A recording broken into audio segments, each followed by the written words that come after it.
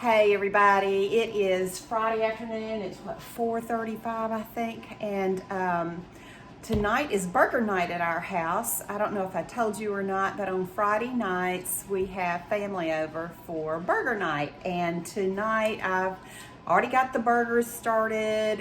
They're marinating and ready for me to pat them out, but I wanted to make one of my favorite desserts. Is a baby food plum cake, and my mom got this recipe at church, and it is one of the easiest things you'll ever make. The ingredients are so simple. You're going to use 2 cups of sugar, 2 cups of self-rising flour, a cup of vegetable oil, 3 eggs, 2 small baby food jars of plums or prunes. I don't find plums anymore. I think they've stopped doing baby food plums, so now it's prunes. But instead of getting 2 little jars, I just got the 1 large jar of that. And then you're going to use some cloves and some vanilla and some chopped nuts. And come to think of it, I didn't get my vanilla out of the cabinet. Give me just a second, I'll get that out.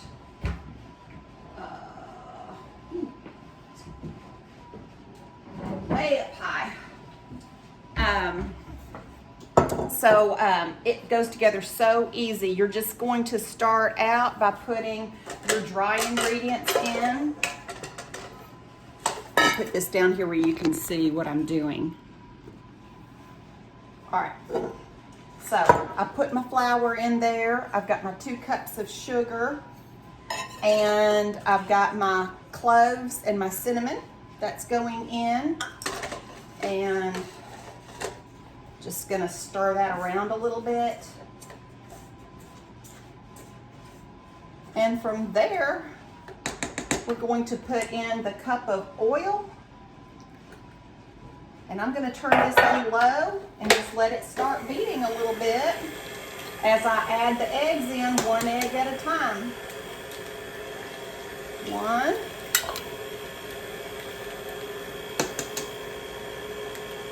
2.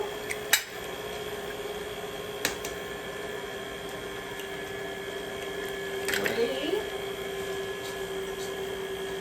I'm gonna let that come together creamy. So anyway, my mom made this as we were growing up. It came from our church cookbook, the Collierville Christian Church. Let me fix that. And it goes together so fast and easy, and it's got that great, fall or winter flavor to it with the cloves and the cinnamon.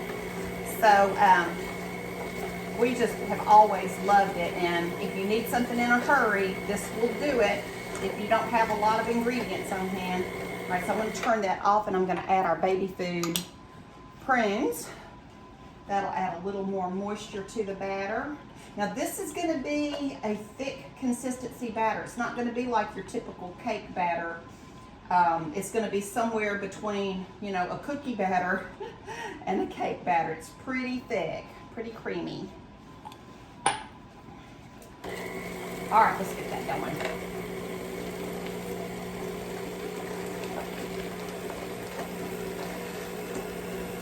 And then the last thing we'll do is add our vanilla, and then we'll stir in the chopped pecans. It asks for chopped nuts.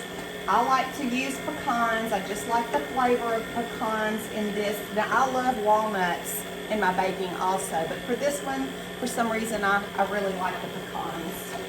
Oh, that's thick. I always forget how thick this is. All right, I can get that off with my spatula. I don't know if you saw my video where I was making the blueberry muffins, but I didn't have my favorite spatula. Well, I have it today. I'm happy to be using my favorite spatula for a change. All right, now let's get some, let me get that off my hands. I'll just use my apron. I forgot to get my teaspoon, but I think I can eyeball this with the lid. I think that's about a 1/2 teaspoon per lid, so there. And you know what? It doesn't bother me if I put a little too much vanilla in something. I think the vanilla always makes it good anyway. All right, we'll put that back on and get that vanilla mixed in there real well. And then I've already prepared the Bundt pan. You cook this in a Bundt pan. So I've already got that prepared, and I always prepare mine with a light coating of Crisco, and then I dust it real well with flour, and that always makes the cake come out easily after it's had a chance to cool a little bit. So that's all done. So we're going to smear this into the Bundt pan here just in a second.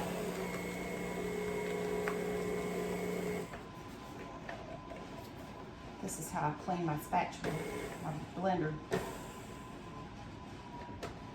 There we go. All right, I'm gonna walk over here and get my Bundt pan. If you hear a kind of a noise in the background, that's the sound of my oven warming up. It has a fan on it when it warms up, and so it always kind of creates that noise in the background. Clean these off a little bit.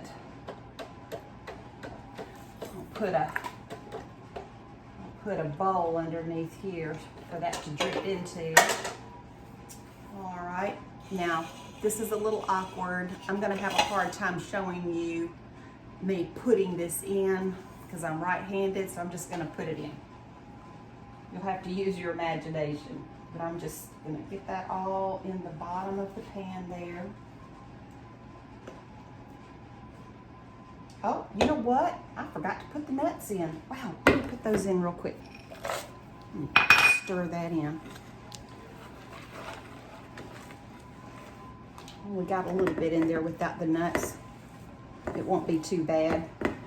It'll all work out right. It's just family. That's the good thing when we're cooking for family. They love it, and they love you anyway, don't they? I always loved it when Mom had some of this ready when we came home from school. When you came home from school, were you always just starving? I don't know why that is, but we were always just starving when we came home from school. But if she had something hot and yummy like this, it just made our day. And it was always fun to sit there. She was such a good listener. She's still alive, by the way. I talked to her like the past tense, but I'm talking about in past tense of when we were at school.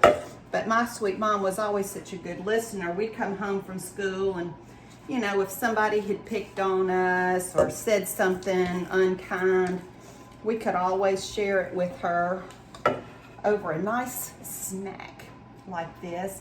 And she was a great listener. And she always had something funny to say about it, something that would make us laugh. And that's the best medicine, isn't it? Isn't laughter just the best medicine for when you've had a lousy day or something lousy happened to you to kind of put a damper on your day? But great moms are like that. They're so good at just knowing the right thing to say. Okay, get that off of my finger. And this is ready for the oven. So I'm gonna pop this in the oven. It goes on the middle rack at 350, and it's going to have to cook for an hour to an hour and 15 minutes. But it's beautiful. And I did get the nuts in there. So I'll show it to you when we're finished. Bye-bye.